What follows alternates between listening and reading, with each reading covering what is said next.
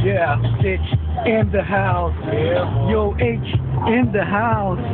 This Earl in the house. And G-Rap in the house. Yeah, meron akong kukwento tungkol sa aking papa. Huwag kang matitikonan tulad sa Higaya. May sikreto, kaya ito'y ibubulong. Huwag na kayong maingay, siya ay si Burilong. Siya ay aking kopang, matagal ko nakilala. Paborito niyong kainin, prutas na banana. Huwag napanood namin siya pag siya ay kumakain. Lumalaki ilong kapag kumunguya ng saging.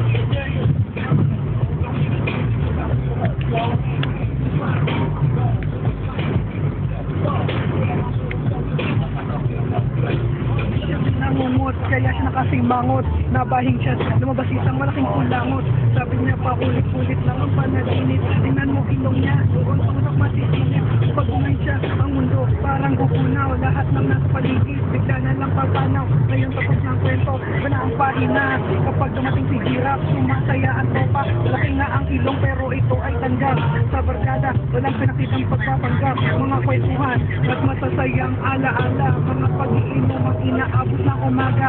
Dito nagtatapos ang aking istorya. Totoong Korea ka mula ilong hanggang paa.